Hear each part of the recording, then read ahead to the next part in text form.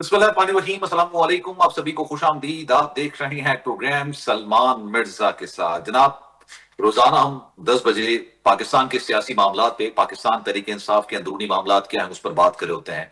हुकूमत की कामयाबियां और नाकामियों पर भी हम बात कर रहे होते हैं। अपोजिशन किस तरह से हुकूमत को टफ टाइम देने पर तुली हुई है, इस पर भी बात कर रहे होते हैं। लेकिन इन सारी सूरत हाल के दौरान पिछले 2 हफ्ते, या अगर मैं 1 महीने की बात करूं, दिल कुशादा करके अगर मैं बात करूं पिछले 1 महीने की, जो बारिशों से सैलाबी सूरत हाल पैदा हुई है, ग्लेशियर पिघलने के हवाले से, क्लाइमेट चेंज के हवाले से, क्लाउड बर्स्ट के हवाले से, जो भी आप सूरत हाल कहें, मानसून की बारिशें कह लें, चाहे वो कराची हो, चाहे वो पंजाब हो, मुल्क का कोई भी हिस्सा क्यों ना हो, गिलगित बल्तिस्तान हो, आजाद कश्मीर हो, केपी हो, पंजाब हो या फिर सिंध हो, हर तरफ तबाही के मनाजिर देखने को मिल रहे हैं। अगर हम सियासी मामला पर बात करें तो हर सियासी रहनुमा ये बात कहता हुआ नजर आएगा कि अफाम तहफीम पैदा करने की जरूरत है, मुल्क में मसाइल को हल करने की जरूरत है। लेकिन क्या वाकई में ये तमाम बातें हकीकत के करीब तर हैं? अगर पाकिस्तान तरीके इंसाफ की बात की जाए तो उनका मुतालबा, उनकी जद्दोजहद, उनकी तमाम चीजें सिर्फ एक चीज की हद तक महदूद है, उनके कायद के लिए है। अगर नूली की बात की जाए तो उनके तमाम मामला एक ही हद तक महदूद हैं कि किसी तरीके से उनकी हुकूमत को दुआम बख्शा जाए और उनकी हुकूमत चलती रहे और किसी किस्म का उनके और एस्टेब्लिशमेंट के दरमियान किसी किस्म का कोई रखना, कोई रुकावट, कोई मसला पेश ना है। क्या हम वाकई में अवाम की तरफ भी तवज्जो देना चाहते हैं, अवाम के मसाइल की तरफ तवज्जो देना चाहते हैं? कराची में जो सूरत हाल है, कराची पाकिस्तान का ना सिर्फ सबसे बड़ा शहर है बल्कि कराची कमा के पूरे पाकिस्तान को देता है।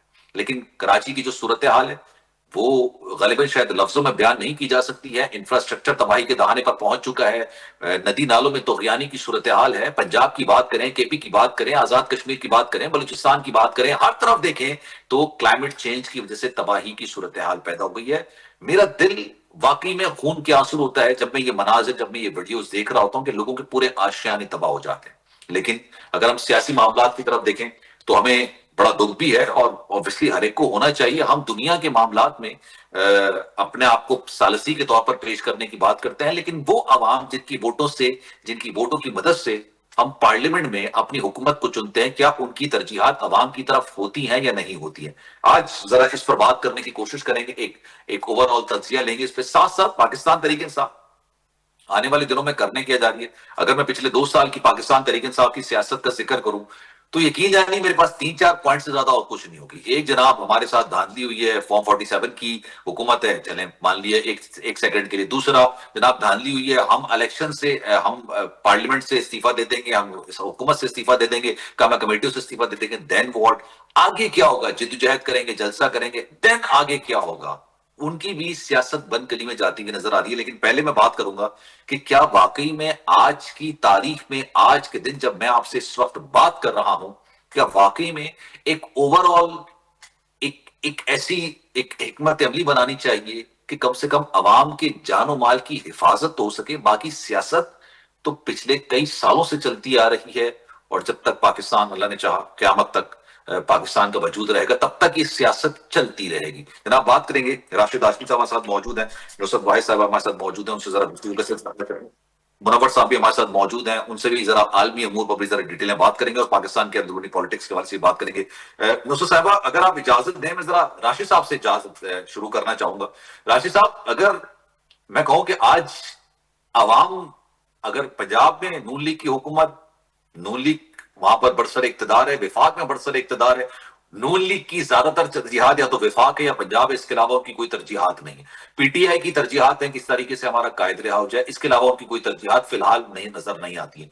ये क्लाइमेट चेंज की तरफ, सूरत हाल की तरफ, आवाम के जानो माल की तरफ किसी की तवज्जो है, किसी की तरजीहात है? क्या आज की तारीख में कोई ग्रैंड अलायंस ऐसा बनना चाहिए कि कम से कम इन तमाम चीजों से तो नबर्द आजमा हो सके? सियासत तो जब से हम पैदा हुए तब से देखते हुए आ रहे हैं, हमसे पहले भी लोगों ने देखी और हमसे आगे भी लोग देखते रहेंगे। देखिए जी, पहले तो मैं थोड़ा सा आपके इंट्रो में इस चीज़ का इजाफा करता चलूं कि आपने नून लीग की तरजीहात का बात की और आपने कहा कि नून लीग की तरजीहात सिर्फ पंजाब और वफाक हैं। मतलब है कि आपकी ये बात इस नहीं हद है। तक तो ठीक है कि 18वीं तरमीम के बाद जो एक प्रोविंशियल ऑटोनॉमी है उसमें तमाम सूबाई सूबे खुद खुद मुख्तारी का मुख्तार जिक्र हैं करा। किसी हद तक। तो हाँ जी, सूबाई खुद खुद मुख्तारी है, लेकिन उसके बावजूद जब मियां नवाज शरीफ साहब की हुकूमत थी तो उन्होंने ग्रीन बस का जो प्रोग्राम दिया था कराची को, वो वफाक ही के कोटे से दिया था। उसके बाद जो मोटरवे जो बनी है, जो कि अभी जो कराची तक जो तकरीबन कंप्लीट हो चुकी है, सिर्फ एक जो उसका वो फेज जो है वो हैदराबाद और सखर वाला वो कंप्लीट नहीं हो सका, लेकिन वो भी अब उसके ऊपर काम भी जमीनें खरीद ली गई हैं, काम शुरू है। इमरान खान साहब के दौर में इसके ऊपर एक धेले का काम नहीं हुआ था, तो वो भी अब जहाँ पे 2017-18 में मियां साहब छोड़ के गए थे, उसके बाद जो ना वो शहबाज साहब ने आके उसके ऊपर काम शुरू किया है। उसके अलावा K2 का प्रोग्राम है, बेशुमार जो ना वो बंदरगाहों की जो मतलब है कि उसके रेनोवेशन और चीजें, मतलब कराची को काफी सारे प्रोजेक्ट्स जो हैं वो PMLN ने भी दिए हैं। गो के हमारी वहाँ पे 90 के बाद जो ना कभी एक दफा हुकूमत थी, सूबाई हुकूमत की बात कर ऑन रहा हूँ, पेपर ऑन और उसके ग्राउंड दो अलग चीज हाँ है। जी ऑन पेपर जो आप जिसका जिक्र कर रहे हैं ना, कराची से आप जो मोटरवे का जिक्र कर रहे हैं, सर विद जी ऑल जी due respect, this is not we called a motorway. Motorway Lahore से इस्लामाबाद के दरमियान को मोटरवे मैं दिल से तस्लीम करता हूं। कराची से वो मोटरवे नहीं कहलाती सर जी, वो एक हाईवे था जिसको हल्का से एक्सपेंड करके मोटरवे का नाम दे दिया गया। मतलब गाड़ी को अगर रिकंडीशन किया जाएगा तो उसका मतलब ये नहीं कि गाड़ी ब्रांड न्यू कहलाएगी, वो रिकंडीशन ही कहलाएगी सर जी। थोड़ा सा मैं नहीं, विद ऑल ड्यू रिस्पेक्ट थोड़ा राशिद सा थोड़ा सा मैं आपको उसकी तस्हीह कर दूं। आप सुपर हाईवे की को मोटरवे के साथ मिक्स कर रहे हैं, मैं सुपर हाईवे की बात नहीं कर रहा। एक मोटरवे जो है वो कराची हैदराबाद सखर, हैदराबाद सखर, देन सखर मुल्तान, और मुल्तान लाहौर, ये एक पूरा फेज है, मोटरवे है ये। जी ये जी कोई सर। हाँ जी, अगर आप सुपर हाईवे और जो खास एक उसकी बात कर रहे हैं, तो मैं उसकी बात नहीं कर रहा। मैं ओवरऑल जो जो मुल्तान से सखर जा रही है, क्या वो भी कोई सुपर हाईवे है?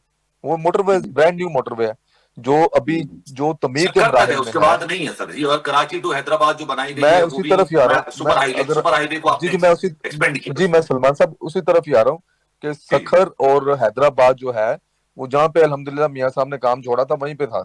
उसके बाद आके शहबाज साहब ने उसको काम को आगे शुरू किया, इमरान खान साहब ने उसके ऊपर एक ईंट तक नहीं लगाई। तो वो जब जहाँ पे हमारी हुकूमत, आप हमारे पे बात कर रहे हैं ना, सिंध को क्या दिया, देखिए हम लोग अल्लाह का शुक्र है दे रहे हैं। अभी कमिंग बैक टू द, वो आपने जो बात की है कि जो एनवायरमेंटल चेंजेस आ रही हैं, तो मेरा ख्याल में आपकी बात बहुत अच्छी है कि इसके ऊपर एक कौमी पॉलिसी बननी चाहिए, क्योंकि आलमी तौर पे इस चीज की जरूरत को महसूस किया जा रहा है। और मतलब UN तक में जो एनवायरमेंटल पोल्यूशन और उसके बाद हुजूर, ग्लोबल मैंने ये बात वार्मिंग और इसलिए इस तरह के, कही राशिद साहब, जी मैंने जी ये बात का तकाजा और मुतालबा और नोहा इसलिए पढ़ा इसका, उसकी वजह यह है कि 17 साल मेरा सहाफत में कैरियर हो चुका है। इस दौरान मैंने कभी इतनी तबाही, आते हैं सैलाब, 2010 में भी सैलाब आया, उसके बाद भी सैलाब आया, 2005 में जलजले भी आए। नो डाउट वो जी पाकिस्तान की जी। तारीख का एक अलमनाक बाब है, लेकिन फिर भी इतनी तबाही बारिशों से, क्लाउड बर्स्ट से, क्लाइमेट चेंज से, सैलाब से, तुगयानियों से गालिबन शायद इतनी देखने को नहीं मिली जितनी अब मिली सलमान है साहब, सर। आपकी आपकी बात बिल्कुल दुरुस्त है। आपने 17 साल की बात की है। मुझे जो, चूंकि मेरा ताल्लुक कसूर से है बुनियादी तौर पे, जो कि जी सतलुज के बॉर्डर के ऊपर धाने पे है, आपकी बात को मैं थोड़ा सा फर्दर आगे बढ़ाता चलूं। ये 17 साल नहीं, ये 88 के कुछ लोग कह रहे हैं 88 से भी ज्यादा इजाफा का पानी है। 88 के बाद जो सैलाब जी था ना, जी बिल्कुल 88 का सैलाब हमारे इलाकों में ना वो एक सॉर्ट ऑफ लैंडमार्क जो ना वो गिना जाता है कि वो जो बड़ा पानी आया था। लेकिन बाज लोग कह रहे हैं कि उस वक्त, अब मिसाल के तौर पे अब्दुल हकीम वाली साइड पे जहाँ पे वो जो नहरें थी, वहां पे कहते हैं कि वो जो रेलवे का पुल था उस तक पानी टच करता था, और इस दफा कहते हैं कि उसके ऊपर से पानी आ रहा है। तो जी इसमें तो जी कोई दूसरी राय नहीं है कि जो आपने बात की ना, 17 नहीं, शायद उससे भी ज्यादा, कोई 30-35 साल या उससे भी लोग कह रहे हैं कि ज्यादा जो ना वो खतरनाक किस्म का सैलाब आया हुआ है, और इसमें काफी सारे लोग डिसमेंटल भी हुए हैं। लेकिन मरियम नवाज शरीफ साहबा की जो पंजाब में हुकूमत है, मैं चूंकि PMLN को रिप्रेजेंट करता हूँ, मैं किसी के ऊपर उंगली नहीं उठा रहा। मैं सिर्फ आपको जी अपनी कारकर्दगी दिखाऊंगा। वो आपको हमेशा पानी में नजर आती हैं, लोगों के पास जाके, कभी मुल्तान में है, कभी झंग में, कभी वो मेरे शहर कसूर में आई थी, कभी गुजरांवाला गुजरात। मतलब आपको वो जो ना वो पंजाब के तूलो अर्ज में, अगर पूरे चारों सूबों में को वजीर आला आपको घूमता फिरता नजर आ रहा है, तो वो एक मरियम नवाज शरीफ साहब हैं। बाकी आते हैं नहीं आते, मैं उनके ऊपर कोई बिल्कुल तनकीद नहीं ठीक है। करूंगा, क्योंकि मैं सर ऐसा मौका नहीं कि मैं इसको मुतले की तरफ हाँ पॉइंट्स को बिल्कुल, नहीं करूं। मैं एक इनफरादी एक तौर पर, लास्ट मैं एक लास्ट इज्तिमाई एक तौर पर लास्ट बात कमेंट करने करूंगा मैं जी। आज जाना चाहूँ। जी मैं जी सिर्फ राशिद साहब, अगर सलमान आप साहब, इजाजत है, सिर्फ मैं जरा नुसरत साहबा को भी शामिल गुफ्तगू सिर्फ कर एक दूं, क्योंकि लास्ट मेरा, कमेंट के लिए मुझे दीजिएगा प्लीज। हाँ जी, मैं सिर्फ एक जी लास्ट जी, कमेंट करना अच्छा चाहूंगा इसमें ऐड कर कि दीजिएगा, फिर मैं नुसरत साहबा की तरफ जाऊंगा। एक ऐड मैं चाह जी रहा हूं सवाल कर दूं, ताकि आप उसमें उसका जवाब भी दे दीजिए। सर, जी क्यों जी नहीं बैठना चाहते PTI के साथ? ठीक है, सियासी मामला अपनी जगह पे ठीक है। जब पाकिस्तान तहरीक इंसाफ की हुकूमत थी, वो भी आप लोगों के साथ बैठना नहीं चाहते। आज आप लोगों का भी रवैया थोड़ा सा ऐसा है कि आप उनके साथ नहीं। बट द क्लाइमेट चेंज, ये एक बहुत बड़ी तबाही हो सकती है आने वाले दिनों में। बैठे बात करें, अवाम के लिए, अवाम के वोटों से आते हैं। ठीक है, सियासी मामला जाती जी जी मामला मैं अपनी जगह पे, लेकिन इसका जवाब सर दे दीजिए। जी मैं आपको दोनों जवाब देता हूँ। और एक मैं बात करना चाह रहा था उससे पहले कि मरियम नवाज शरीफ साहबा ने जितने भी मतलब पंजाब में घर जो है मुतासर हुए हैं, उनके ऊपर जो एक जो पॉलिसी के तहत जो वो उनको मतलब है कि उन अफराद का जो नुकसान जो है वो पूरा किया जाएगा, जितनी लोगों की जो जमीनें हैं वो भी इंशाल्लाह पूरा किया जाएगा। मैं आता हूँ आपके सवाल की तरफ। आपने कहा कि आप लोग क्यों नहीं बैठते, कहाँ पे हमने इनकार किया, कब इनकार किया? और दूसरी बात यह है कि जो बैठने के जो मुस्तनद फोरम्स हैं, अभी आपने अपने इंट्रो में बताया कि वो फलानी जगह से भी इस्तीफे दे रहे हैं, फलाने फोरम से भी इस्तीफे दे रहे हैं, फलानी कमेटियों से भी इस्तीफे दे रहे हैं। तो मतलब ये कि बैठना कहाँ पे, किसी गली में बैठ रहे हैं, मोहल्ले में बैठ रहे हैं, किसी चाय के होटल पे बैठ रहे हैं, कोई जो जो कमेटी है वहां पे तो ये लोग भागते जा रहे हैं। आखिर ये देखें अवाम आई से, ये कहते हैं ना टोटली एग्री 45-47, सर, अगर ये मैं बात आपकी इस करते बात हैं कि से ये वोट बिल्कुल, लेके आए, तो भाई अवाम को अब वोट मैं लेके अगर ये इत्तेफाक, आए हैं, ऑब्वियसली सिस्टम के अंदर बैठ के हाँ, आप बात कर सकते हैं, सिस्टम के ऑब्वियसली अंदर लेके उनके सिस्टम के मसाइल का हल करें। आप लोग वहां पे जब आते ठीक। हैं, आप लोग नारेबाजी करते हैं वहां पे, जो ना असेंबली की वो कार्रवाई नहीं चलने उनका देते। भी तो मुतालबा उस होता है ना सर जी, वो बात करने के लिए आते हैं, पीछे से कोई उठा के ले जाता है सर जी, ये भी सलमान आप ही साहब के बात हुक्म से ये है, नहीं होता। देखें इनका मुतालबा यही है कि इमरान खान को अंदर किया हुआ है। हालांकि हमारे किसी भी पार्टी के लीडरशिप ने आज तक ये दावा नहीं किया, ना हमने कभी रसगुल्ले खाए।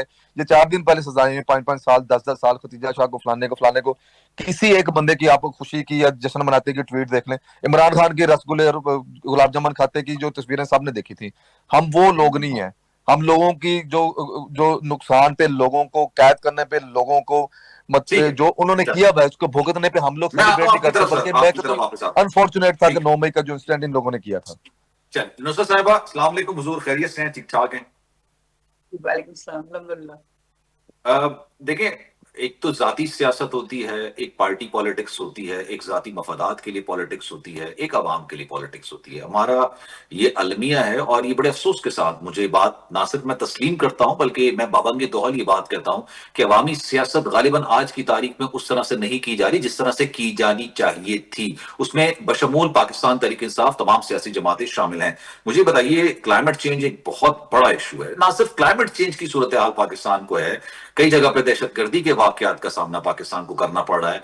इसमें पाकिस्तान तहरीक इंसाफ एक ऐसी जमात है जिसको अवामी नुमाइंदगी हासिल है। मैं इस बात को तस्लीम करता हूं कि जब वो रोड पॉलिटिक्स करते हैं, रोड पर आते हैं, अवामी ताकत उनके पास होती है, मौजूद होती है, लेकिन ये सिर्फ पॉलिटिक्स और ये सारे मफाद सिर्फ कायद की रिहाई तक क्यों महदूद है? क्यों आप बैठ के क्लाइमेट चेंज के हवाले से कुछ पॉलिसी नहीं बनाना चाहते?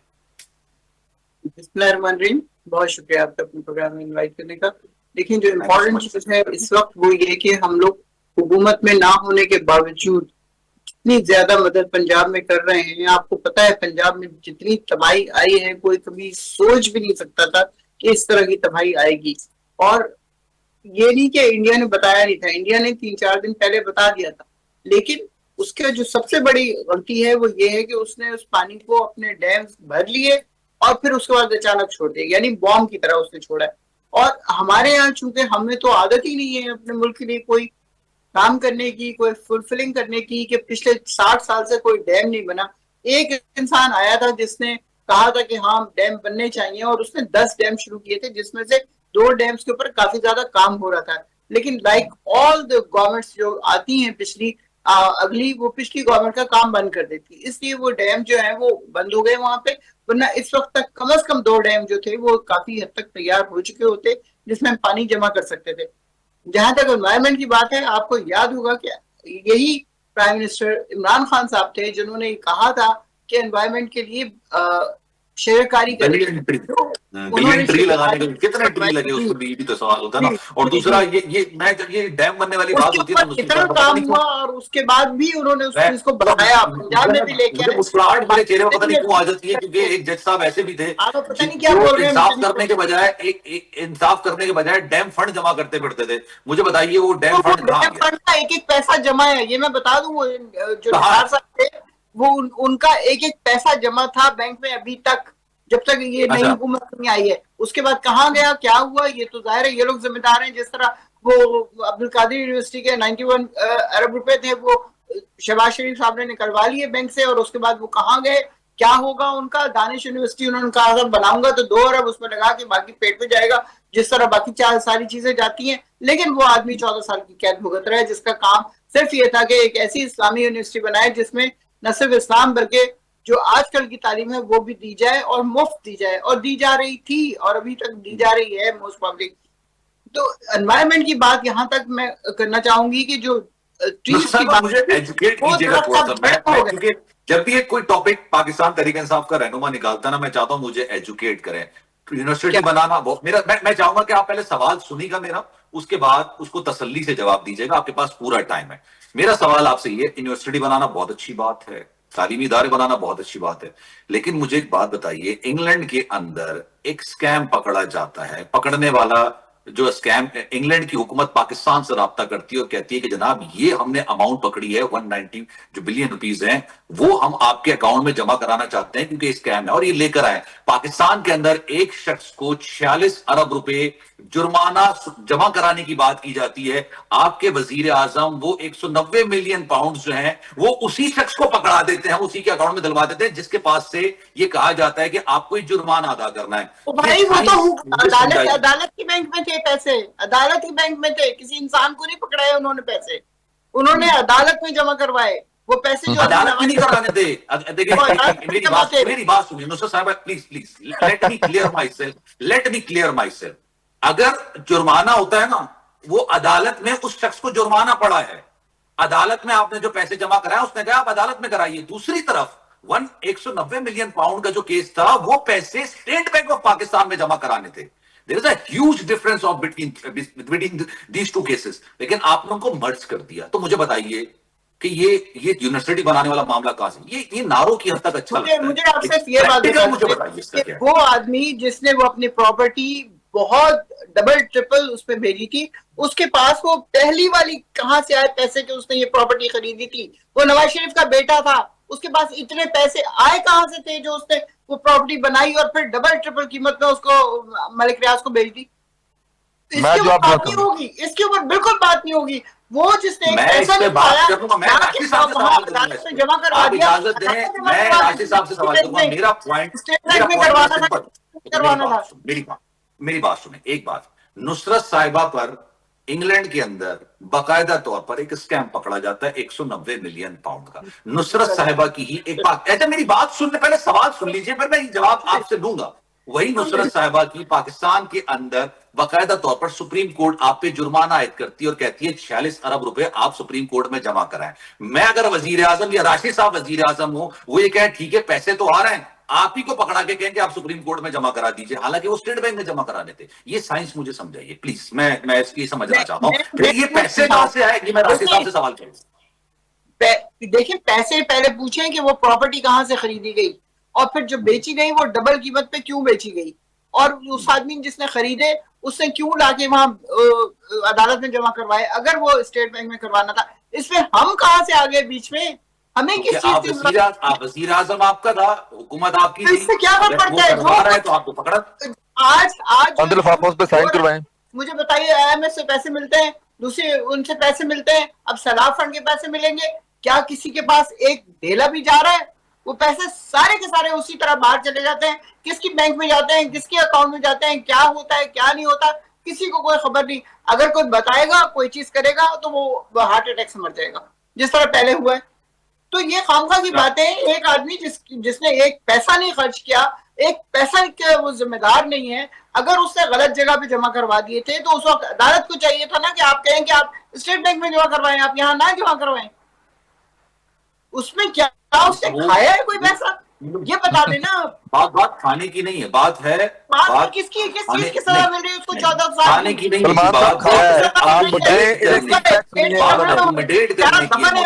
प्लीज मैं आपसे बड़ी मुदबाना था, आप बिल्कुल जैसे ऐसे कहती है मतलब 6 क्लास का बच्चा वजीर आजम उस वक्त बैठा जिसको पता ही नहीं था भाई आपने आप सुप्रीम कोर्ट पकड़ नहीं, 6 क्लास के बच्चे की बात नहीं है, ये काम दूसरे लोग नहीं मैं यहाँ बैठ के मैंने अपने करते। के अंदर नून लीग पर तनकीद करता हूँ, पीपल्स पार्टी पे तनकीद करता हूँ, PTI पर तनकीद करता हूँ, लेकिन देखिए इतनी बात तो एक लॉजिकल होनी चाहिए ना कि आप एक इतना बिल्कुल सेफ पैसे दे रही है कि भाई सुप्रीम कोर्ट कहते जी ऐसा नहीं करे तो ऐसा कर लें। ये क्या राशिद साहब हुजूर बताइए कहां से आई प्रॉपर्टी जो डबल देखिए मैं आपको एक वो तो ये है वो जराए सादा अल्फाज में चले पहले जी मैं सलमान साहब आपको सादा अल्फाज में एक बताता हूँ हुकुम एक सर। प्रॉपर्टी बिकती है लंदन में, ठीक है, जी उसके ऊपर जो बंदा खरीदने वाला होता है उसके ऊपर शुकूक शुबहात किए जाते हैं कि उसकी मनी जो है वो जस्टिफाइड नहीं है। वो जब मनी उसके ट्रेल, ऊपर हाँ बिल्कुल इन्वेस्टिगेशन, बिल्कुल सही है। हाँ जी, उसके ऊपर जब पूरी एक थोरो इन्वेस्टिगेशन करती है, कौन करती है? को पाकिस्तान की अदालत या पाकिस्तान का कोई एसएचओ नहीं करता। यहाँ की जो वेरी सुप्रीम जो एजेंसी है वो है नेशनल क्राइम एजेंसी, एनसीए। जी वो एनसीए उसके ऊपर बिल्कुल। पूरी तहकीक, हाँ, वो पूरी तहकीकात करती है। वो पूरे जब तहकीकात करते हैं ना, तो पूरे जो ना 7 नस्लों का हिसाब निकाल के लाते हैं।